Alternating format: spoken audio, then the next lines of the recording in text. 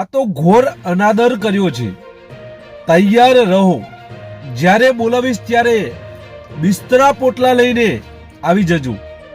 બની શકે કોર્ટમાંથી સીધું જેલમાં જવું પડે.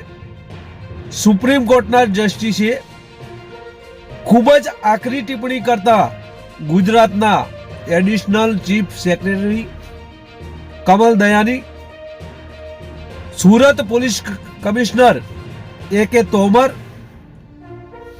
Deputy police commissioner Vijaysinh Gujjar, સુરતના ન્યાયિક મેજિસ્ટ્રેટ અને ઇન્સ્પેક્ટર R.Y. રાવલને ખૂબ જ આકરી ફટકાર લગાવતા નોટિસ ફટકારી છે. તે વિશે આજે વિગતે ચર્ચા કરીએ. આ કિસ્સો આવ્યો છે સુરતથી કે સુરતમાં તુષાર શાહ કરીને એક ઉદ્યોગપતિ છે, તેમની સામે એક ગુનો નોંધાય છે. આ ગુનો નોંધાતાની સાથે જ પોતે સુપ્રીમ કોર્ટમાં આગોતરા માટે જાય છે અને સુપ્રીમ કોર્ટ દ્વારા આ તુષાર શાહને આગોતરા જામીન મંજૂર કરે છે અને પોલીસને એવું કહેવામાં આવે છે કે શરતોને આધીન આજે તુષાર શાહ છે તેમને છોડો, તેમના જામીન લઈને તેમને જવા દેજો. પરંતુ સુરત પોલીસ દ્વારા આ સુપ્રીમ કોર્ટનો ઓર્ડર હોવા છતાં આ તુષાર શાહને નીચેની કોર્ટમાં રજૂ કરે છે અને રિમાન્ડ માંગે છે.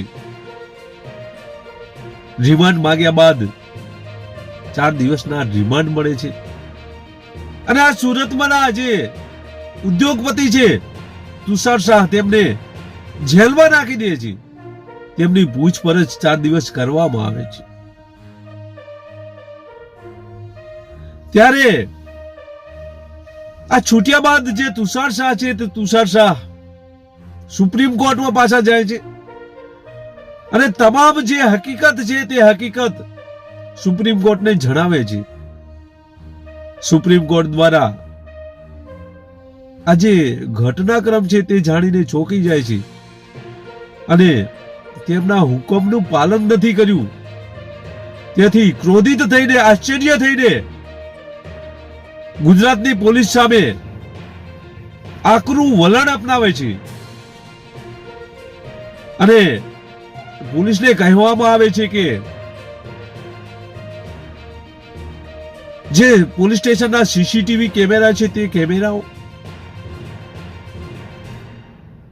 તમોએ સુપ્રીમ કોર્ટનો આદેશ હોવા છતાં આ કાર્યવાહી કેમ કરી તે વિશે પણ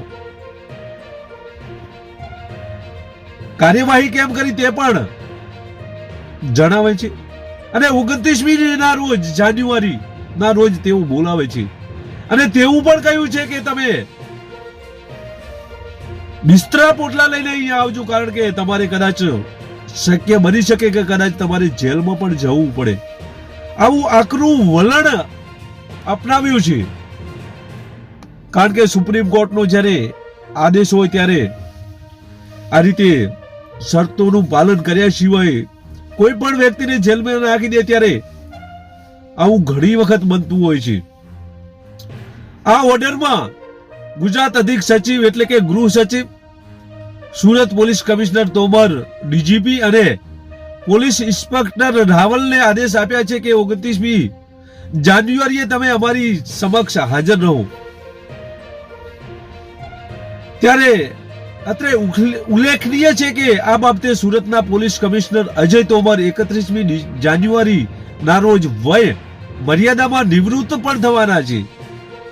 ત્યારે આ નિવૃત્તિના 2 દિવસ પહેલા જ સુપ્રીમ કોર્ટનો તેમને સામનો કરવો પડશે. આ ઘટના એવા પોલીસ અમલદારોને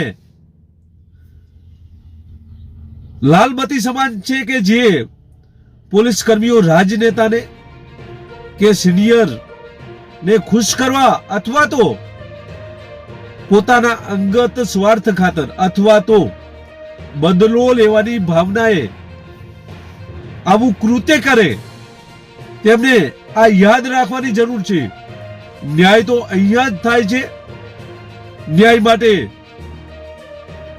લાંબો સમય રહેવું નથી પડતું તેવું સાબિત કરી બતાવ્યું છે. અત્યારે સુપ્રીમ કોર્ટે આ લોકોને કહ્યું છે કે તમે સીસીટીવી કેમેરા પણ જાણી જોઈને બંધ કરી દીધા છે. તમારું પૂર્વ આયોજિત કાવતરું છે.